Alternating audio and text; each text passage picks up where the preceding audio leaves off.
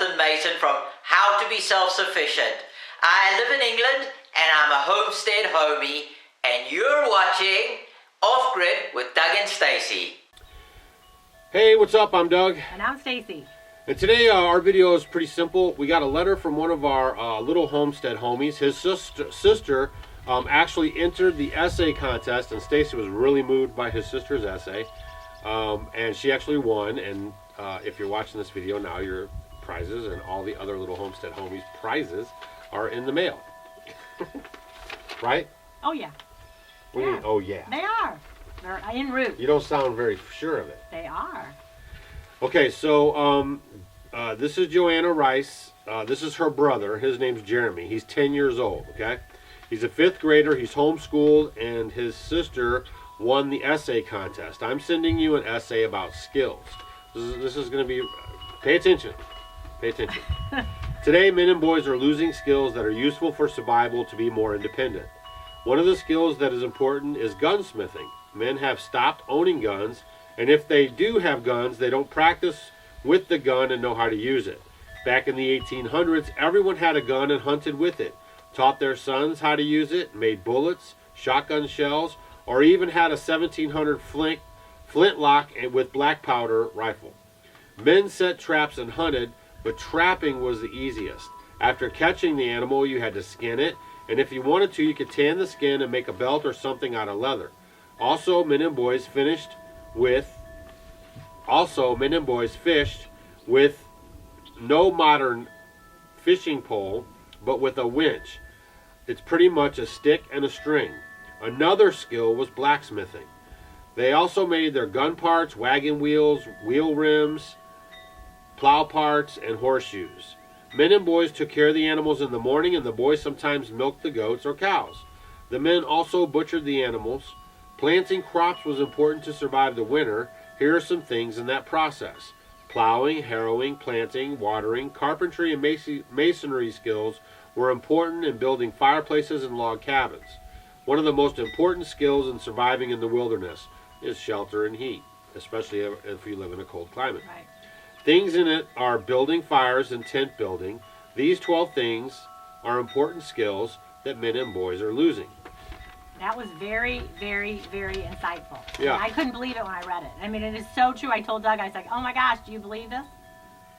Yeah, so today's Monday, and you guys will see this tomorrow on Tuesday morning, but we just picked this up from the post office, and we really wanted to share it with you guys because he really is hitting it home. I mean, probably a lot of you guys and gals that watch our channel are a little more in tune. You're trying to do things and stuff like that, but there's a 90-something% of society right now where the husband's going to work, the wife's going to work, they're sending their kids off to school, they come back home, they kind of meet over dinner, everyone's on their computer stuff, then they're watching the television, and everyone goes into a separate room, and no one's learning skills, right? And then they go to school, and they go to college, and they think they're learning a skill at college, and but I mean, I'm talking about skills that could save your life or sustain your life if the system, was to break down. Well, I mean, anything, you need to be able to have a roof over your head, and you need to be able to eat, and have food. Yeah. So, I mean, these skills are just, huge. I just think he was so entitled. Go ahead and show the pictures of what Yeah, this is a picture that he drew right here.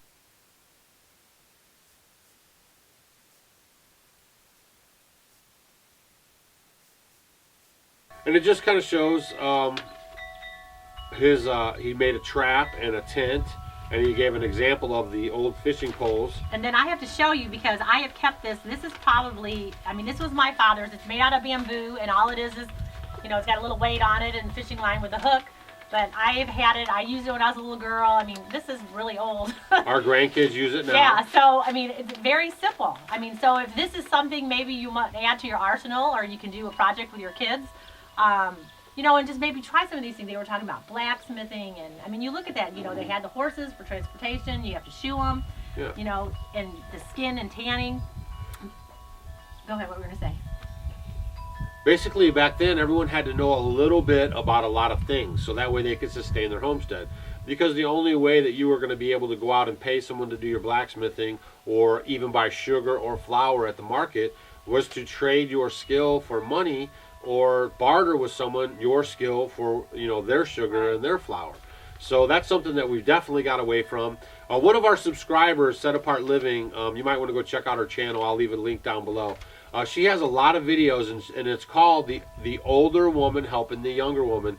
And it's a very good video series, or videos that she does.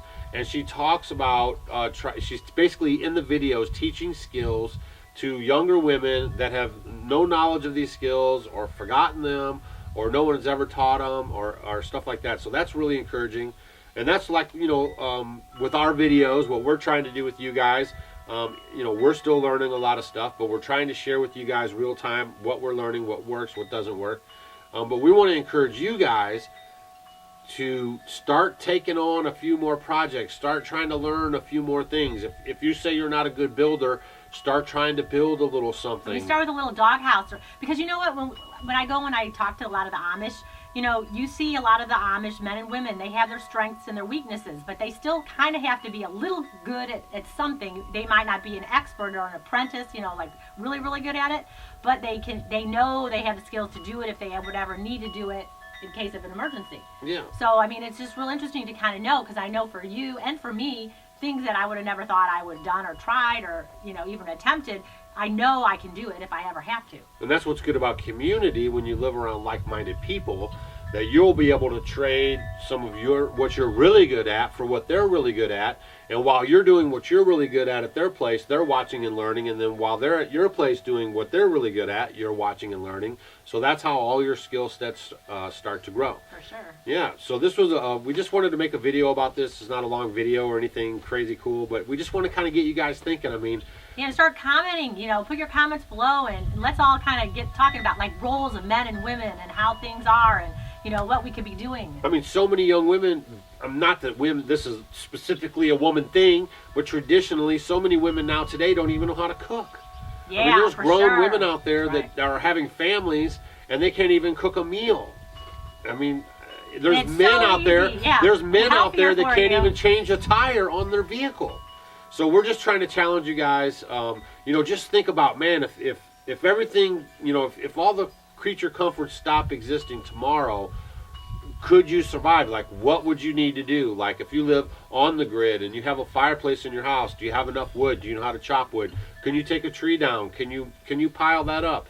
You know, can you build a little something? Can you make a tent out of maybe some sheets, or, you know, some kind of a tarp? What would you do if you didn't have like a, you know, if you plow your garden, or if you didn't have access to gasoline to, you know, pull it, you know, do you have a harrow? Do you have, you know, what could you do?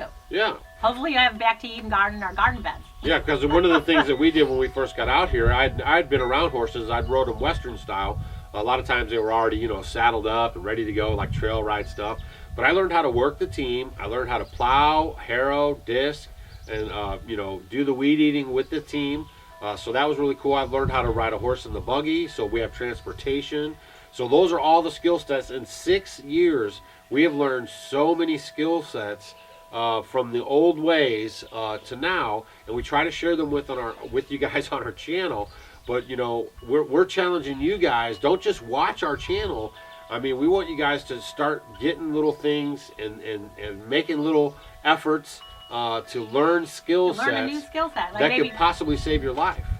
like tanning a hide, or I mean anything. How to wrap a tourniquet, how to forage for food.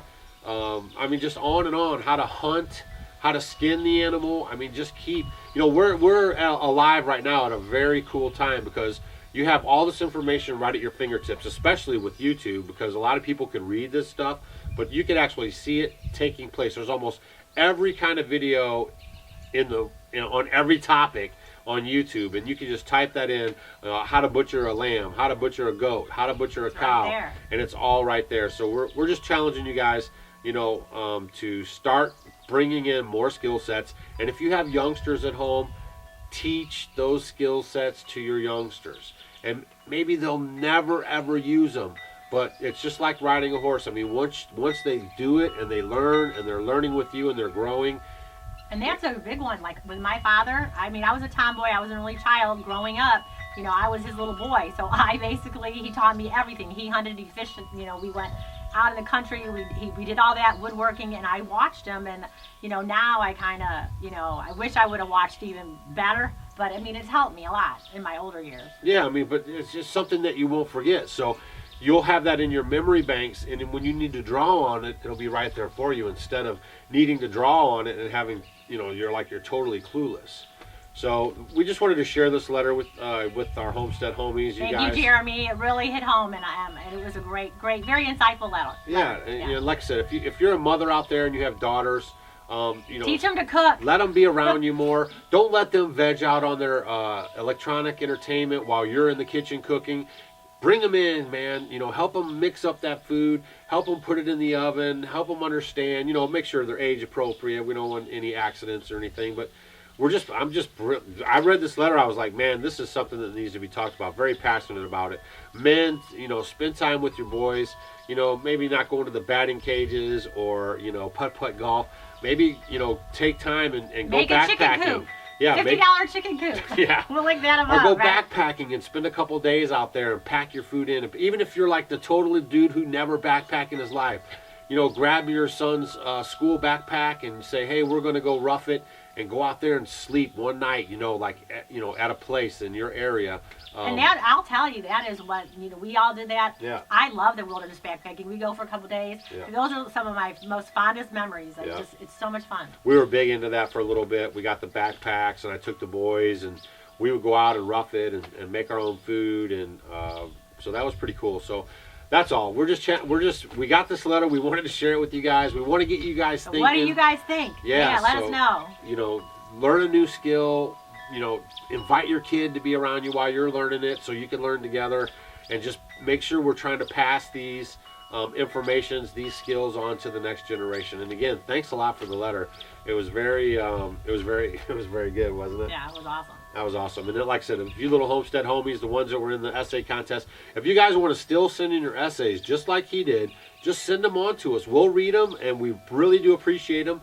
And the ones that won the essay contest that we had, your stuff's on the way. Also, today is Tuesday, so today sometime we'll be drawing the winners for the Homestead Homie of the Month. Woo, yay. Also for the fire starters and the cube stove. And then I got another video coming up probably Thursday or so, Wednesday, Thursday.